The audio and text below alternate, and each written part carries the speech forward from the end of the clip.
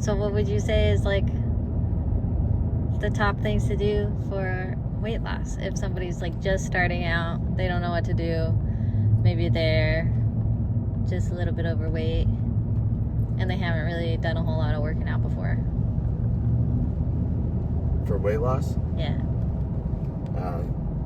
Well, it's a pretty big question, but male or female, big or small, muscular or fat, it's all going to come down to calories in versus calories out.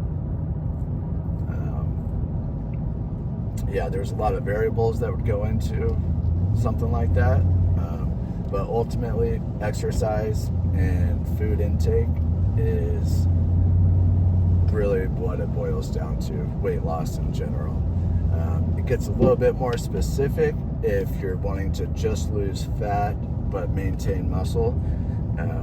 Then you would obviously want to keep your protein intake high enough, and you would want to lose weight at a gradual pace so you're not eating up muscle as well. But ultimately, if somebody wants to lose weight, you need to start moving, exercise program, walking on a treadmill, running, anything that burns calories really, and then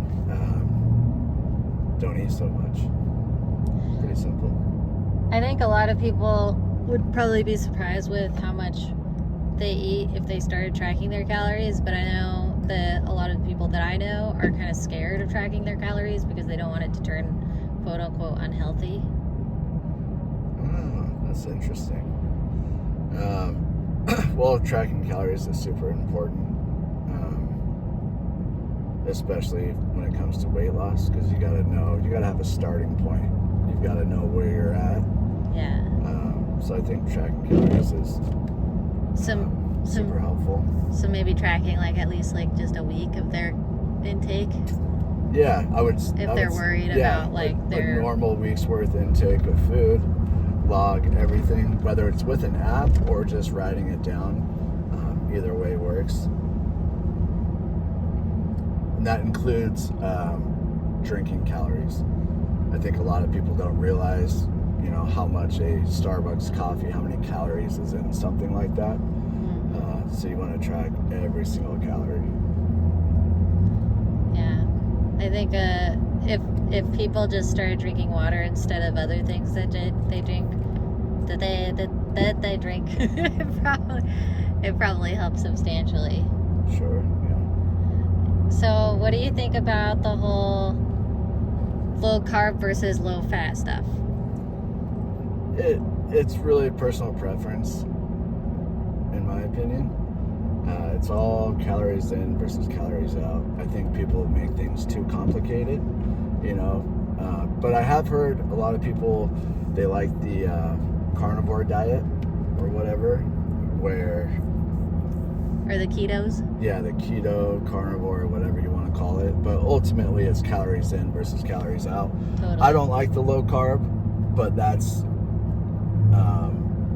just for me, because I don't feel that you get as effective of a workout. You don't get the pump when you're low carb.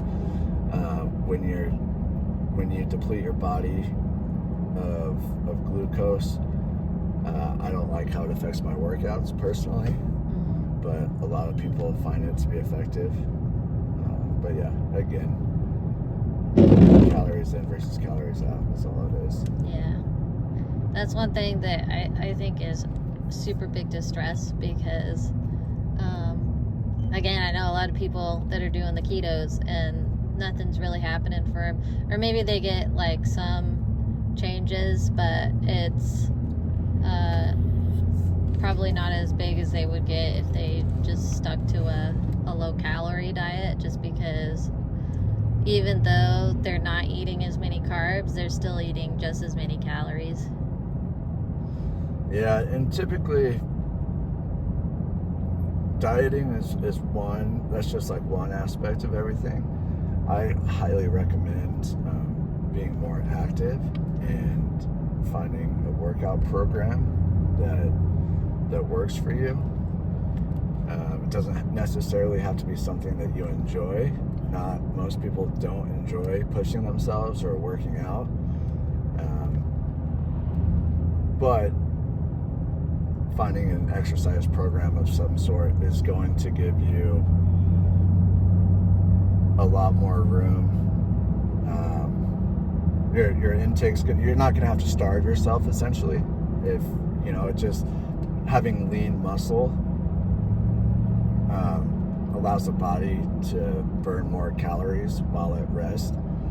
Your metabolic rate increases, so you won't have to be so strict with your dieting if you don't want to be, if you're working out. But one of the two, you have to do one of the two, right? Or an equal amount of both to really see any sort of results.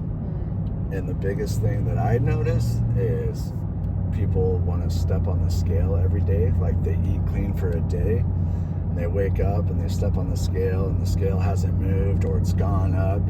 And I think people, they just don't stay consistent long enough. People, it's pretty normal, right? We all want stuff to happen right here, right now. But if you can stay consistent with something, whether it's dieting or working out or a combination of both, stick with it long enough, something's going to happen. Yeah. If you're unhappy with, your life, the way you look, the amount of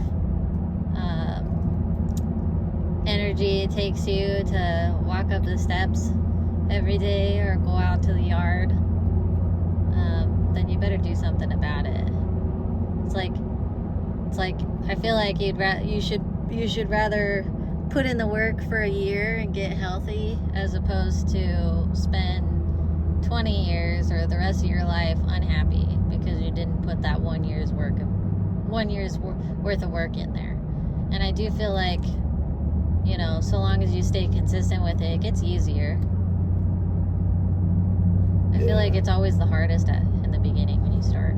Oh yeah, it's hard in the beginning, especially for a lot of people that have never been in shape. They've never been happy with how they look in the mirror. So it's really hard for me to explain to somebody like how much better their life will be. Like every aspect of their life. If they got in shape and they felt good about themselves and they were healthy and they were strong. Confident. Strong, confident, everything. Like, it's hard to portray that or convince somebody of that's never been there before. All they think is like, oh, I gotta work out, it's gonna be painful, I'm gonna have to starve myself. It's a lot easier to look at that as opposed to the benefits of it. So I don't know, it's one of those things where, like, when it hurts bad enough, then people are willing to change, but a lot of times until it's shitty enough, a lot of people just aren't motivated to change. Like the whole rock bottom thing. Yeah. And I feel like naturally as humans we seek comfort, and that's what is killing everyone. I think I heard something the other day that like 1 in 2, or by like 2030 something, I don't know, 10 years from now, 1 in 2 Americans are going to be obese. Oh my God. And that's not overweight. It's the step above that. Obese is the step above overweight.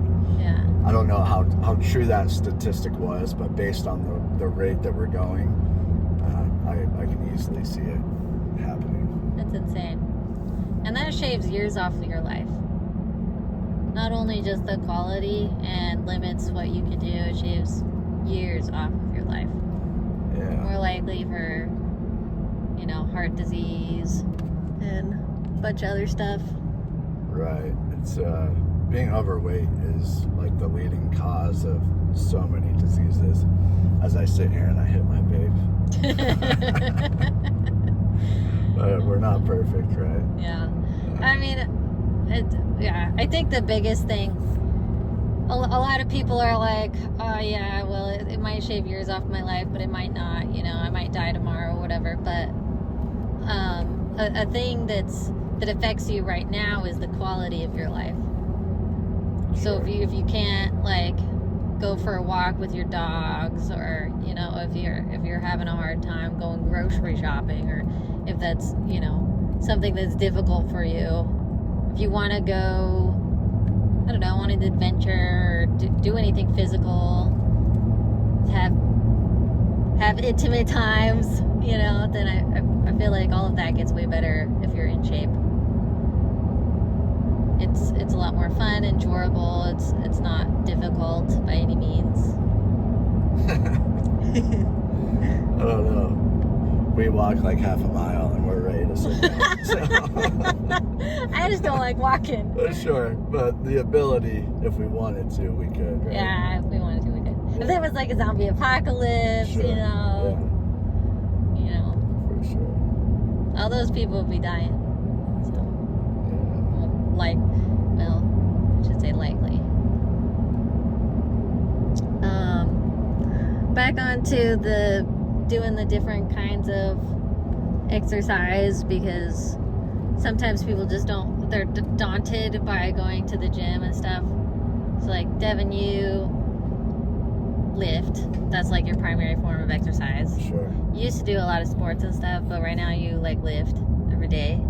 Yeah. And I feel like lifting really is probably the best for weight loss, because you do build the muscle, and it's I think I heard about this, but it's like the amount of effort or energy that you use, it's pretty efficient. It's an efficient form of exercise, because if you go out and like run a couple miles, you're gonna be dead afterwards, and you're gonna want to like replenish your energy stores by eating more. But after lifting, you know, you're probably not going to be as ragged. So you want to do, you know, the most amount of the exercise that's going to give you the most out of it without having to put in as much work, is what I heard. Does that have I'm not really sure what you just said. So, like, if you go and run like a bunch, Yeah. you're gonna be super haggard afterwards, as opposed to like just lifting for 40 minutes. Sure. I mean, yeah. I think it's most important, like, find what you want to do. Not everybody wants to lift weights. Not everybody wants to run. Not everyone wants to do CrossFit. Not everyone wants to do yoga. I think it's really important to find what works for you.